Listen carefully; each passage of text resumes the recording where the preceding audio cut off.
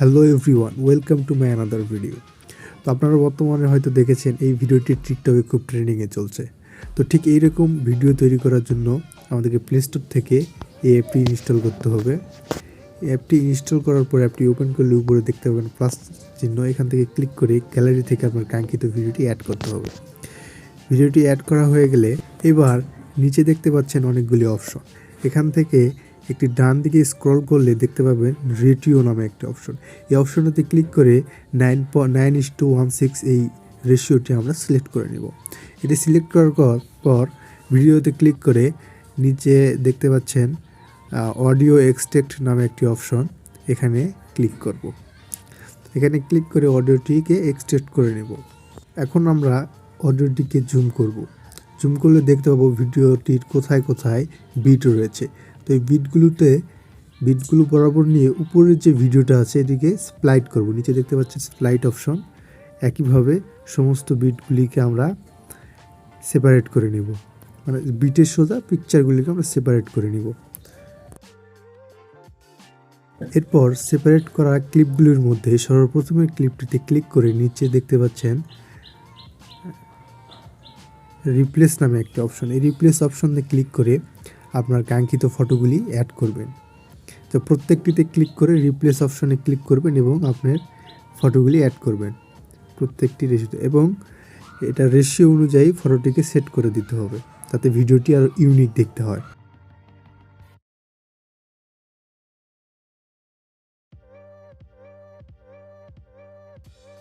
এরপর অ্যাড করা ফটোগুলিতে আমরা অ্যানিমেশন যোগ করব। তার জন্য প্রথম লেয়ারে ক্লিক করে ফটোতে ক্লিক করলে নিচে অ্যানিমেশনের একটি অপশন চলে আসবে। এই অপশনে ক্লিক করলে আপনারা অনেকগুলি অ্যানিমেশন দেখতে পারবেন।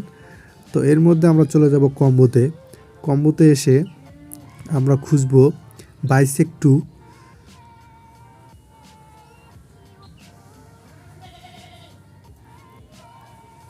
বাইসেক্ট 2তে ক্লিক করলে আমাদের অ্যানিমেশনটি ঠিক এরকম হবে। এরপর এটিতে টিক চিহ্ন দিয়ে আমরা ঠিক পরেরগুলিতে অ্যানিমেশন যোগ করব। পরেরগুলিতে অ্যানিমেশন যোগ করার জন্য ফটোর উপরে ক্লিক করে নিচে এখান থেকে কম্বো থেকে আমরা এখান থেকে সিলেক্ট করব পেন্ডুলাম 2। ঠিক একইভাবে একটির পর একটিতে ক্লিক করব, ফটোতে ক্লিক করব এবং পেন্ডুলাম 2 সিলেক্ট করে দেব। ঠিক একই সিস্টেমে সবগুলোতে অ্যাড করে নেব। এখন আমাদের ভিডিওটি এরকম দেখতে হয়েছে।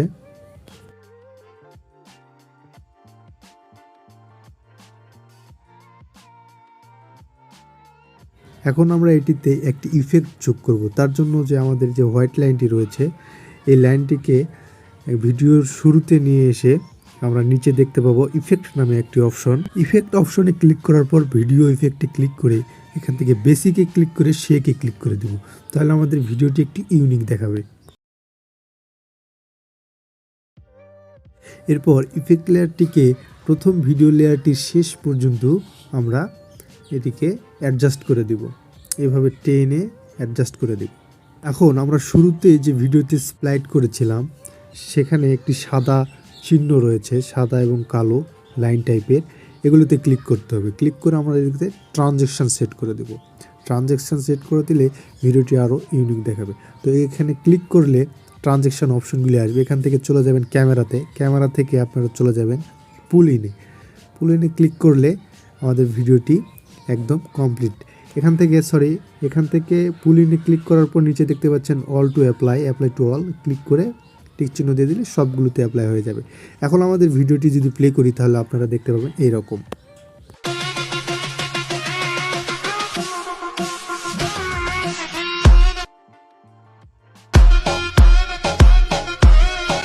এই ভিডিওটি সেভ করার জন্য উপরে দেখতে পাচ্ছেন ডাউনলোডের মতো একটি অপশন।